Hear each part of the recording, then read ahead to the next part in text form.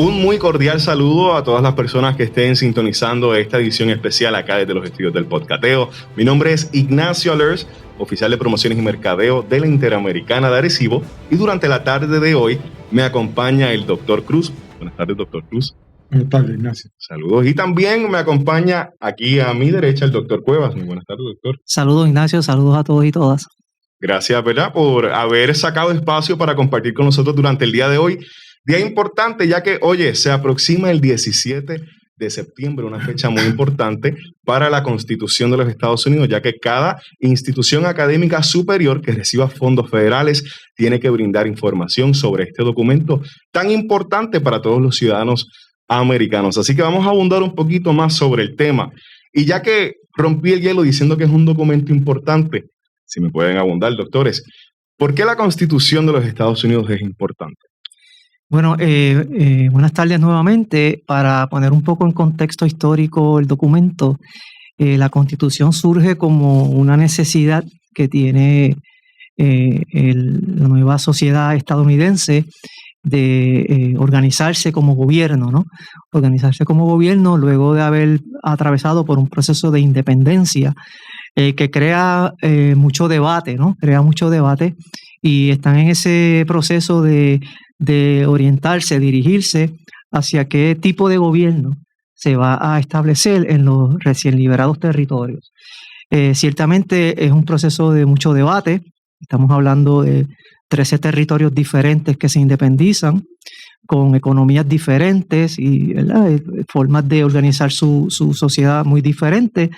Y tienen que lograr un consenso, tienen que llegar a un consenso para organizar un gobierno que le sirva a todos, porque sabemos finalmente que decidieron unirse, ¿verdad? En Estados Unidos, deciden unirse y la forma en que lo hacen va a ser a través de un gobierno constitucional que va a ser regido, obviamente, por lo que conocemos hoy como la Constitución de los Estados Unidos.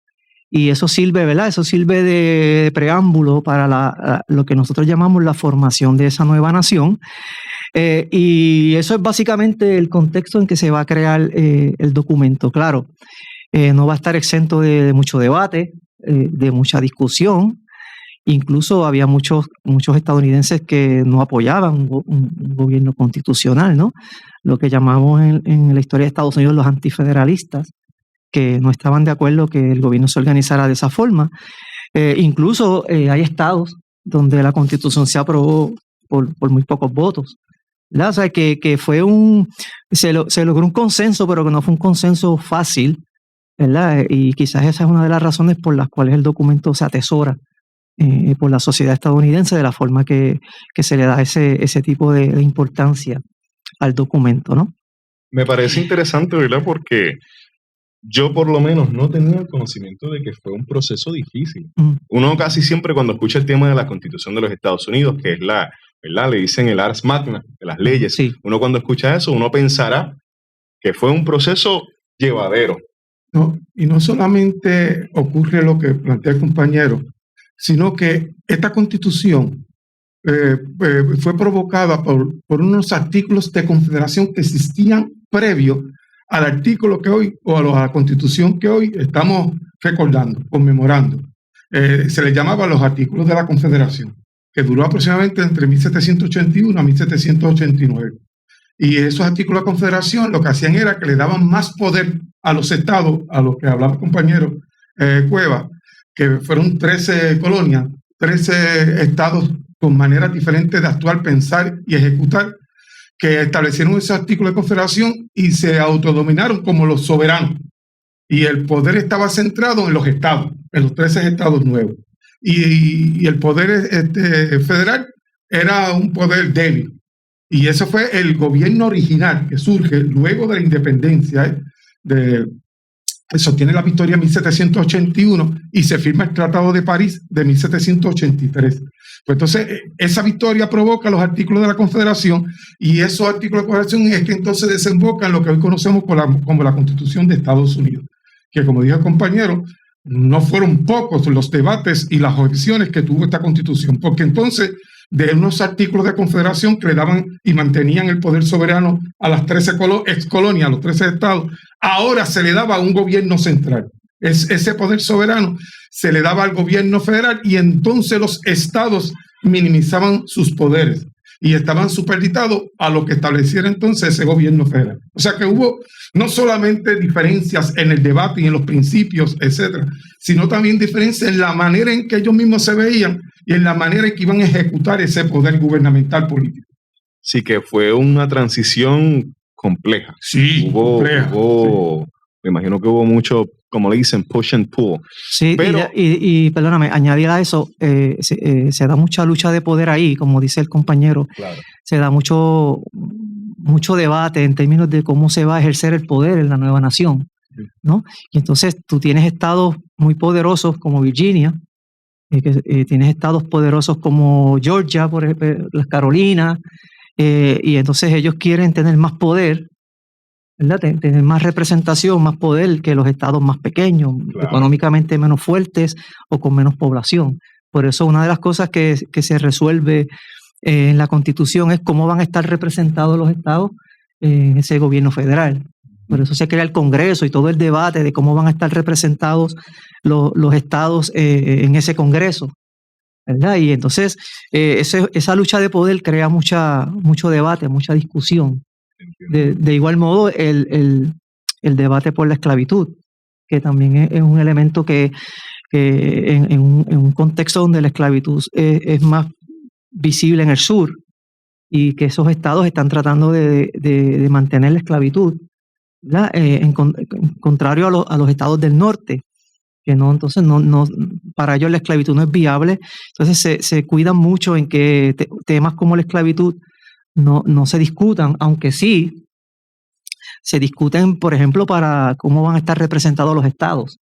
Si se cuentan los esclavos como población o no se cuentan como población, para efectos de cómo voy a estar representado en el Congreso de los Estados Unidos. Oye, una serie de debates que se dan, atendiendo tu duda, tu pregunta, sí, se generaron muchos debates en ese contexto. Que de hecho, todavía en la actualidad se habla ¿verdad? De esos debates que se dieron, específicamente lo que era de la esclavitud, que hoy día es un tema muy popular que todavía mucha gente, ¿verdad?, entra en discusión sobre ello. Pero a mí me resulta más interesante todavía porque estamos hablando de la Constitución de los Estados Unidos, pero ¿cómo es que se aplica el concepto de la Constitución aquí en Puerto Rico? Bueno, hay un debate sobre eso, especialmente si nosotros lo cogemos por las divisiones tradicionales de Puerto Rico, entre lo que son los estados libristas y lo que son los estadistas y los separatistas o los independentistas. Ponen discusión sobre eso. Por ejemplo, había todavía un ala estado librista, lo que tú llamas el Partido Popular, que pensaba que bajo este pacto de 1952, bajo la ley 600, pues entonces los Estados Unidos de Norteamérica y Puerto Rico habían llegado a un acuerdo, lo que ellos llaman un pacto, en que nosotros nos permitían hacer la Constitución y nosotros íbamos a actuar como un estado de Estados Unidos. Y esa era la mentalidad. Y muchos populares, hasta poquito a poquito, obviamente, que han ido, ¿verdad?, por la naturaleza, han ido desapareciendo de la faz de la tierra. Pues entonces, mantenían esa visión de que lo que existió fue un pacto. Ya hoy día, ese convenio, ese pacto es muy poco defendido, incluso por líderes populares. La realidad es que aquí nunca hubo un pacto. Y lo que a nosotros nos aplica, sí nos aplica la Constitución, aunque algunos compañeros estadolibristas digan que no. Sí nos aplica, porque nos aplica especialmente el artículo 4, que es la cláusula territorial. Pues entonces, si te aplica el artículo 4 de la cláusula territorial, pues te aplica la Constitución, porque el artículo 4 es parte de la Constitución de Estados Unidos. Entonces ellos vienen con estos juegos y estos juegos mentales y de palabras, de que si no nos aplica, de que si nosotros somos un Estado, nosotros somos como un Estado de Estados Unidos, etcétera, y nosotros no tenemos ni más ni menos soberanía que lo que tienen los Estados. Claro, tienes un punto sobre eso, pero la realidad es que la Constitución de Estados Unidos nos aplica, especialmente el artículo 4, que habla de los poderes que tiene el Congreso de Estados Unidos, no el Poder Ejecutivo, no el Poder Judicial, el Congreso de Estados Unidos, el Poder Legislativo, para administrar, gobernar, dirigir los territorios y sus posesiones. Y nosotros, lo han dicho ellos, no lo decimos meramente nosotros acá en las universidades y los profesores y los académicos, ellos lo han dicho y lo han dicho en múltiples ocasiones, incluso el Tribunal Supremo, en los casos insulares y reportes que han mandado los presidentes de Estados Unidos a un task force para que expliquen la relación de Puerto Rico y Estados Unidos. Y el último, que data de 2007, dice que nosotros somos y seguimos siendo un territorio, una colonia de Estados Unidos. Así que nos aplica la cláusula territorial, y como nos aplica la cláusula territorial, ellos deciden, porque somos colonia, somos territorios, no nosotros, qué derecho, qué ley federal nos aplica, qué ley federal no nos aplica, qué decisión del Tribunal Supremo Federal nos aplica, qué decisión del Tribunal Supremo no nos aplica, qué reglamento, qué programa federal nos aplica, qué reglamento, qué programa no nos aplica. Eso lo deciden ellos, no nosotros. Todo basado en el poder que le da la Constitución Federal al Congreso Federal de Estados Unidos. Eso es lo que ocurre.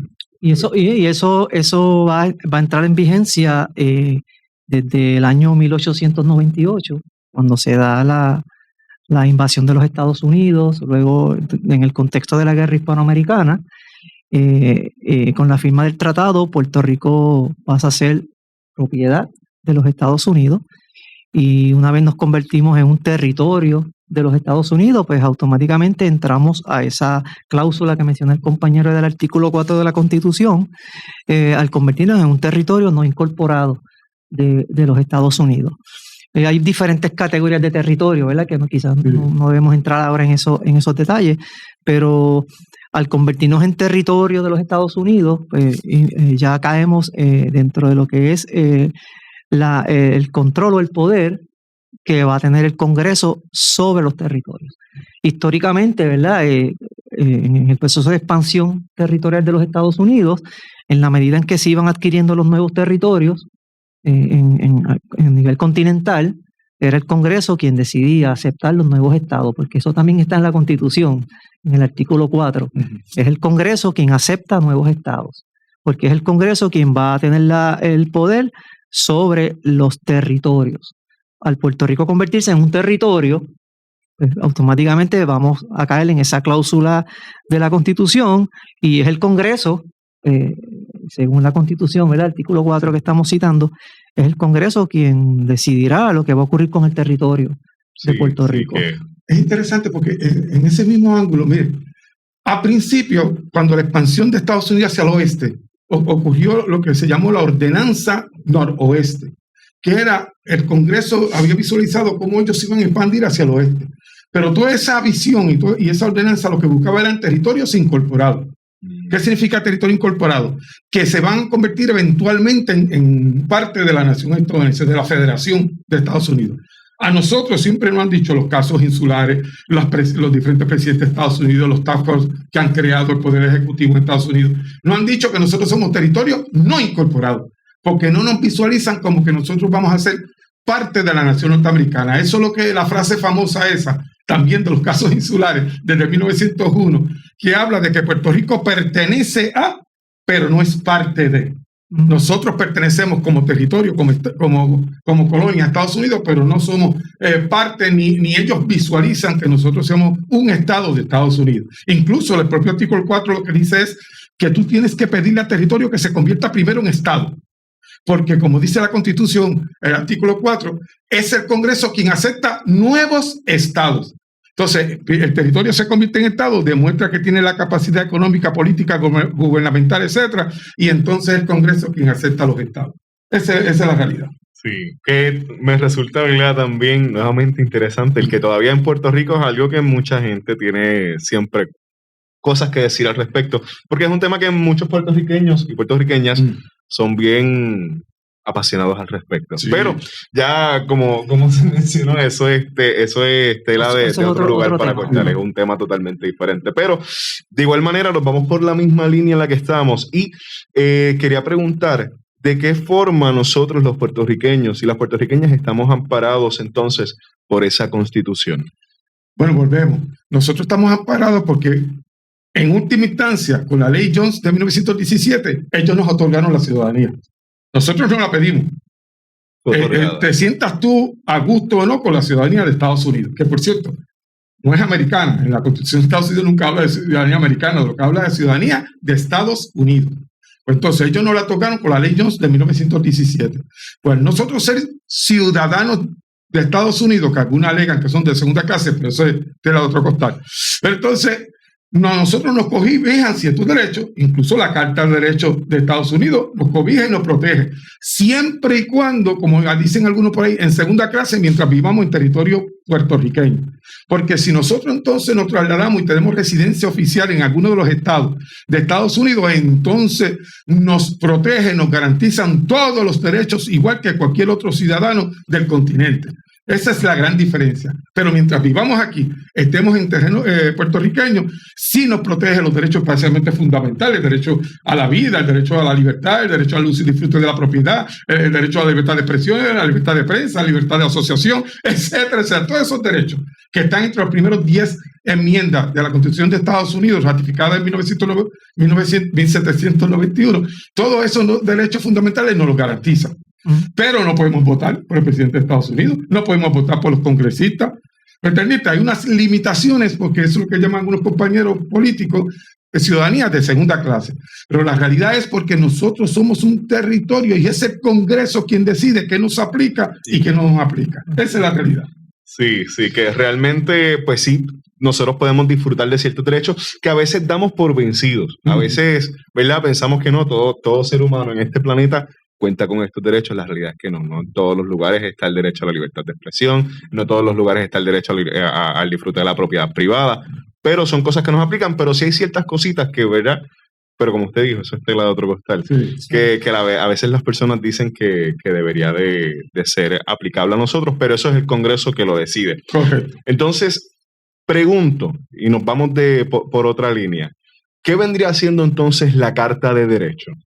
Bueno, la Carta de Derechos son las primeras 10 enmiendas que tiene la Constitución de los Estados Unidos. Se incluyeron todas como en lo que llamamos un package, ¿verdad?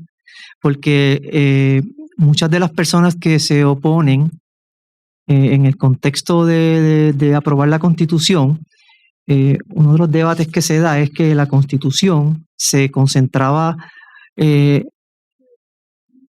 dramáticamente en la forma en que se iba a administrar la nueva república, la forma en que se iba a administrar la nación estadounidense, pero no atendía algo importante como eran los derechos de los ciudadanos, de las personas, de los estadounidenses. Y en ese debate, la primera constitución, el primer borrador que se somete, no incluye la Carta de Derechos. Al crear cierto debate porque no se incluían derechos fundamentales, ¿no? Porque una de las cosas que provoca la independencia de Estados Unidos es precisamente el trato, la falta de libertades civiles, la falta de la libertad de expresión, el no tener derecho a un juicio, etcétera, ¿no? Y la gente inconforme. Correcto. Y entonces se plantearon allí, bueno, el documento está muy bien, cómo se va a administrar la nueva república, pero ¿qué de los derechos de la gente? Entonces, en ese sentido es que se va a incluir esas primeras 10 enmiendas a la Constitución, y finalmente cuando se aprueba la Constitución, se logra aprobar la Constitución, está incluido los 7 artículos y esas primeras 10 enmiendas que se conoce como la Carta de Derechos, ¿verdad? Y quizás el compañero puede abundar específicamente, pero sí, yo siempre digo que cuando tú miras los objetivos, la Constitución inicia con un preámbulo. Y en ese preámbulo se establecen los 6 objetivos. El primero es la unión perfecta, ¿no?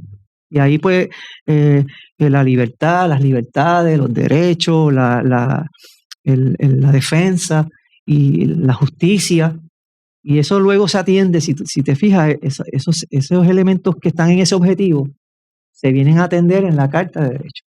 Sí. La Carta de Derechos es la que dice, ok, la libertad de prensa, el derecho al juicio, el derecho a la no autoincriminación, etcétera, ¿verdad? Que se recogen entonces y que van a lograr, en cierta medida, esa Carta de Derechos es lo que logra que finalmente la Constitución se apruebe en los Estados Unidos. Quizá el compañero puede abundar, ¿verdad?, específicamente en esos derechos. Eso es correcto. A diferencia de la Constitución de Estados Unidos, lo que pasó históricamente con Estados Unidos, claro, nosotros tenemos el beneficio de 200 años, alrededor de 200 años de la experiencia de la Constitución de Estados Unidos, cuando nosotros redactamos la nuestra en 1950 Rico, sí. Y fue aprobada en 1952.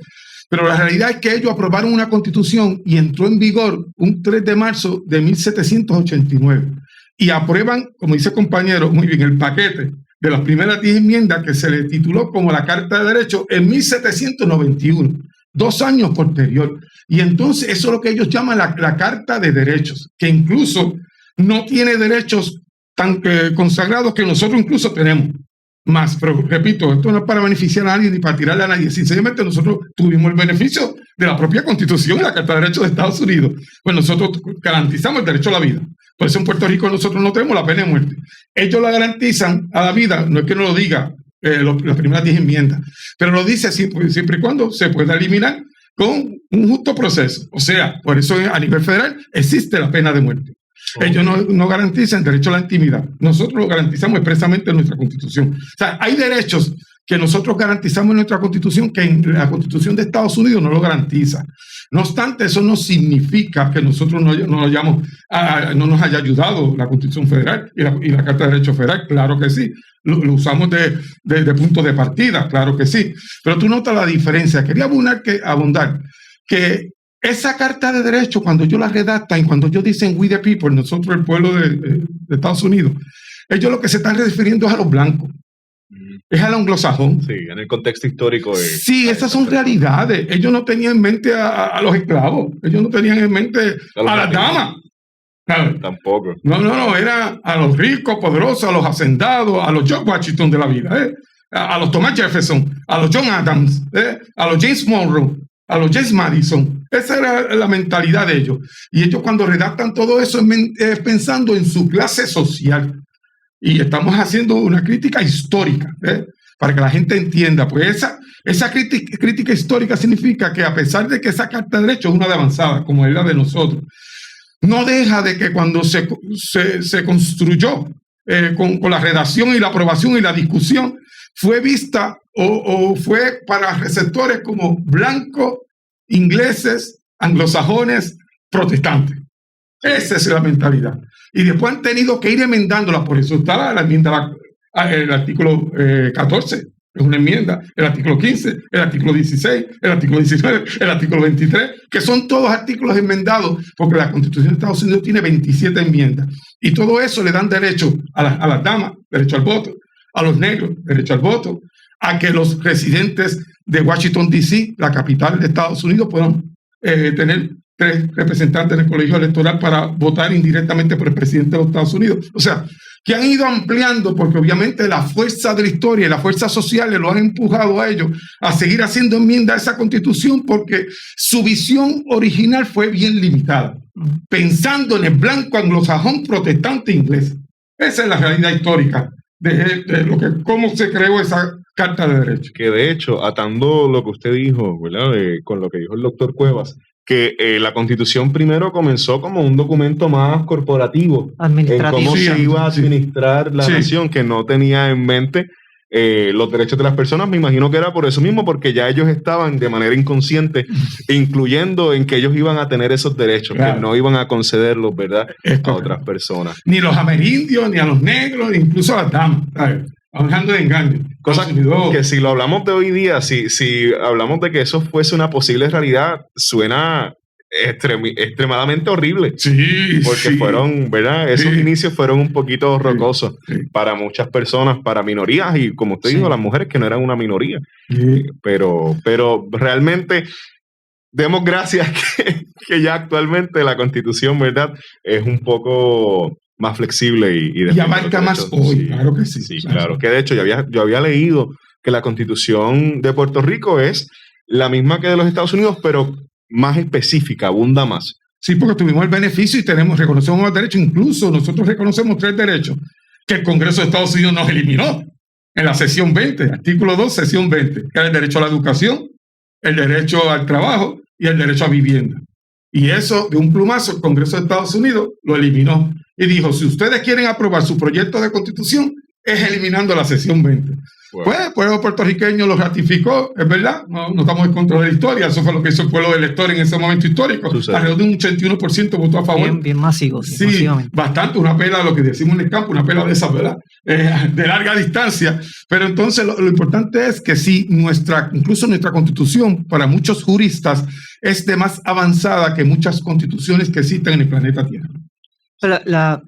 La Constitución de Estados Unidos se redacta en el siglo XVIII. Hay que entender ese contexto, Claro. siglo XVIII. Pero muchos historiadores estadounidenses, cuando debaten si la Constitución era un documento justo o no, una de las cosas que utilizan de argumento es que tuvo que ir enmendándose en el camino. Correcto. Para poder garantizarle los derechos a todo el mundo, a todos los grupos. La Constitución se aprueba a finales del siglo XVIII y no es hasta la segunda mitad del siglo XIX donde se reconoce la libertad de los esclavos. Porque después que se estableció el concepto de libertad, los esclavos estuvieron 8 décadas más como esclavos. Wow. Y no es hasta unos años después que entonces se le reconoce que se le debe garantizar, no se debe prohibir o garantizarle el derecho al voto a la persona por raza o color. Eso es 1870, si no me equivoco. Eso casi un siglo después. La mujer votó mucho después. La mujer votó en la década de 1920, creo que fue. 1920, sí. La Constitución le da primero derecho el voto al negro que a la mujer. Y tampoco era una cuestión de que se enmendó la Constitución y mañana todos los negros van a votar. Es un proceso. De hecho, yo me podría decir que un proceso cruel también. Martin Luther King, la ley de derechos civiles y la lucha por los derechos civiles de 1960. Wow. Estamos hablando de... Hace 80 años. Casi un siglo después, ¿verdad? Wow. Casi un siglo después todavía. Muchos historiadores dicen que por eso mismo, ¿no? Que la Constitución fue limitada a unos sectores sociales que fueron los que realmente, ¿verdad?, lideraron el proceso de independencia. Los hacendados, por ejemplo, los grandes hacendados de la sociedad estadounidense. Y si tú te fijas, el primer presidente fue Washington, que fue hacendado. El tercero fue Jefferson, que fue un hacendado. Después vino Monroe, que fue un hacendado. Después vino Jackson, que eran hacendados. Gente de dinero y poder. Sí. Exacto. O sea que estamos hablando de que en ese contexto, pues ese era el grupo social más fuerte de la población, ¿no? Los hacendados. Que de hecho, cuando llegan, un poquito de historia, cuando llegan a Puerto Rico se quedaron con casi todas las industrias que habían. Así que eso es, ¿verdad?, algo que nosotros, siento yo, todos los puertorriqueños deberían de abundar, ¿verdad?, y buscar un poco más de información en ese contexto histórico, porque nunca está de más saber esos detalles, porque nos forman. Realmente la sociedad que nosotros tenemos hoy día es el resultado de estos cientos de años de cambios de leyes. Pero yo quiero entonces hacer una última pregunta antes de finalizar y quiero saber sus puntos de vista al respecto. ¿La Constitución puede ser un documento cambiante dependiendo del contexto histórico de cada momento o es algo que ya como se hizo así se queda? No. La teoría es que la Constitución, mientras menos se toque, mejor. Okay. Pero para eso tú tienes que partir de la premisa que está bien redactada y que se enfocó en el gran número de ciudadanos que pertenecen a tu estado. El problema aquí fue que como se pensó en los blancos anglosajones ingleses protestantes, pues entonces se omitieron mujeres, negros, extranjeros, se omitió tanta gente que entonces tuvieron que ir enmendándose poco a poco. Así que va a depender la construcción de la Constitución. Se supone, repito, que el principio general, mientras menos se toque, mejor. Pero es porque está bien redactada. Es porque no hay necesidad de enmendarse. Porque si hay necesidad de enmendarse, hay que enmendarse. O sea, tú no le puedes tomar miedo ni temor a preguntarle al Estado si quieren o no, a los ciudadanos si quieren o no enmendar su Constitución. Que, por cierto, entre paréntesis, nunca los ciudadanos de Estados Unidos han votado por su Constitución. Eso no se dice en la escuela. O sea, nunca un ciudadano de Estados Unidos ha ratificado la Constitución de Estados Unidos. Eso lo hacen 3/4 partes de los estados, de las asambleas legislativas de los estados. La minoría. Sí, gente escogida en elecciones. Pero la gente directamente, el ciudadano común, el elector a pie, nunca ha ratificado esa Constitución de Estados Unidos. Volvemos. Porque se ha mantenido esa visión de los padres de la nación norteamericana de que son unos poquitos los que dirigen esa nación y los demás tienen que acatarse a lo que ellos establecen. Sí. La Constitución tiene la ventaja, vamos a llamarlo así, de que se puede enmendar. En el caso de Estados Unidos se ha enmendado 27 ocasiones, 10 que el paquete y luego de eso 17 veces más. Tiene esa ese espacio para enmendarse. 27 enmiendas en 200 y pico años no es mucho, porque tampoco es fácil. Ellos no lo hicieron muy fácil, ¿verdad? Para enmendar la Constitución no hicieron, vamos a hacer una elección y nos fuimos, la cambiamos, ¿verdad? Pero si fuéramos a decir alguna aportación de la Constitución, yo podría decir que el documento está escrito ahí. Originalmente tenía unas limitaciones, como hemos discutido aquí, pero sí, muchos grupos se han podido agarrar de ella para entonces dar la lucha, ¿verdad? Reclamando, para tú poder reclamar un derecho, por ejemplo, la libertad de expresión, pues por lo menos tienes la Constitución para agarrarte ahí y decir, no, es que esto es un derecho constitucional, y la enmienda, la 14 creo que es, la que reconoce todo ciudadano americano, pues a partir de esa enmienda 14, pues uno puede decir, yo soy ciudadano americano, y dice que tengo libertad de expresión, y podemos agarrarnos de ahí para reclamar, ¿verdad? Para reclamar algún derecho. Y históricamente se han dado muchas luchas en Estados Unidos, ¿verdad? Y se han logrado incluso enmendar la Constitución. Se ha logrado gracias a ese espacio que queda por ahí. Y eventualmente, pues, se seguirá siendo la Constitución un documento que se pueda enmendar. Pues, por ejemplo, una de las enmiendas últimas que se hizo fue que pudiéramos votar a los 18 años, que después se adoptó en Puerto Rico, porque el que podamos votar a los 18 años, eso es una enmienda de la Constitución. Está ahí. Se puede decir. Bueno, creo que es de los años 70, creo que es de los años 70, finales de los 60, principios de los 70, que luego se adoptó en Puerto Rico. Y una cosa como esa, que podamos votar a los 18 años, es una enmienda que se hace a la Constitución, ¿verdad? Que siempre hay el espacio para tomar el documento histórico y por ahí pues reclamar algo que se ha quedado atrás. Sí, pues siempre hay algo que se queda, ¿verdad? Que se puede mejorar. Pero bueno, doctor Cuevas, muchísimas gracias. Un placer, gracias por la invitación. Doctor Cruz, muchísimas gracias, y gracias a todos ustedes que formaron parte de esta transmisión especial. Espero la hayan disfrutado, y buscar más información nunca viene mal. Muchísimas gracias y que tengan excelente día. Oh.